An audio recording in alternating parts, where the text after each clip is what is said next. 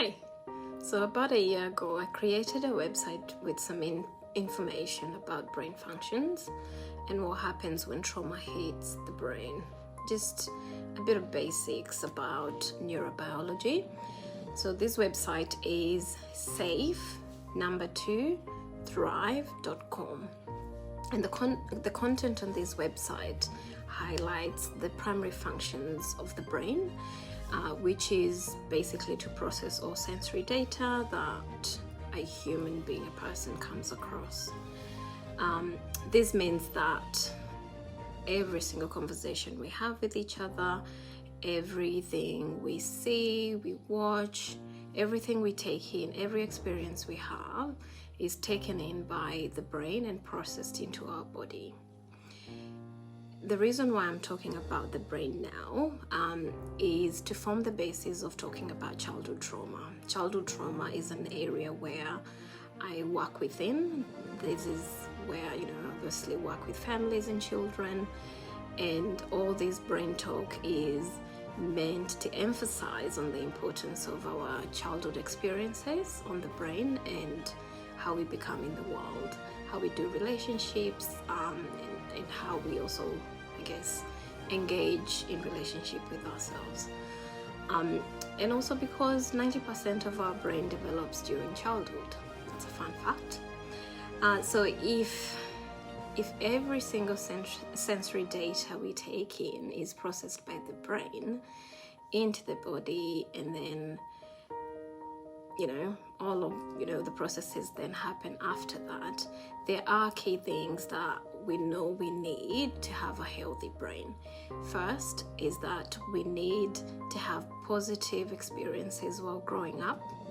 Second, we need to be in safe environments. And third, we need to be in nurturing, safe and predictable relationships. And of course, there's the genetics of it all, which is the biology of our brain, which is one thing that we cannot change about the brain.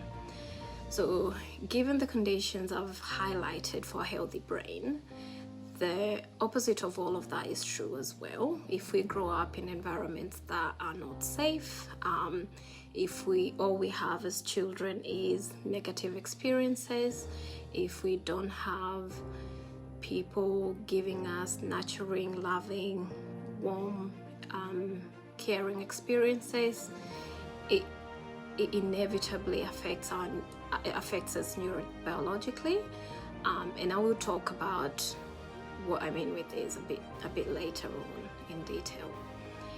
I would like to mention some basic principles of brain development or neurodevelopment, because they're also going to be important for some of the things I'm going to talk about in later episodes.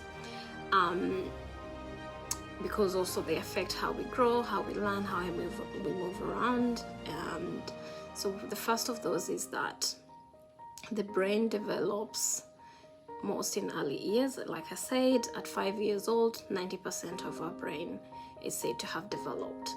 So hence why childhood experiences, childhood is a critical period of any person's development. Secondly, the brain is organized and develops in hierarchical sequence. So that means that there's different parts of the brain that develop at a certain time based on their functions. For instance, we have the brainstem. The brainstem is the first part of the brain to develop. This means that, say a fetus in utero, in a mother's utero,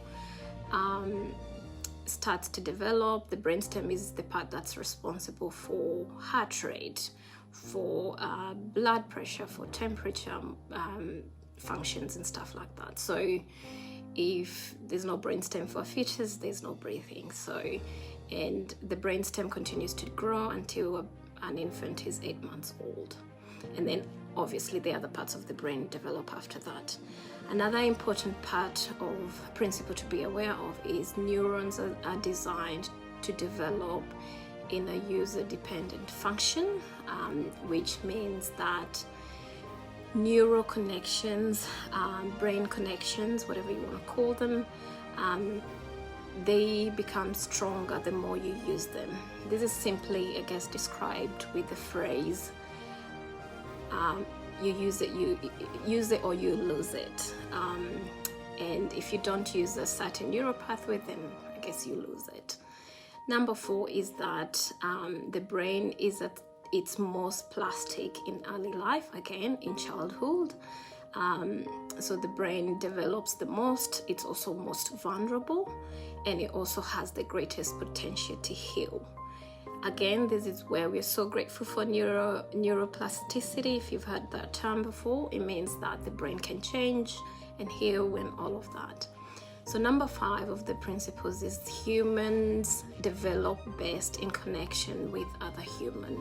So human brains develop best in connection with other humans. So this means that an infant needs another caregiver to develop. That's why we need connections to survive. We need the relationships to survive. Why having a child having a relationship with a caring adult is really, really important. Oh, I'm losing my breath.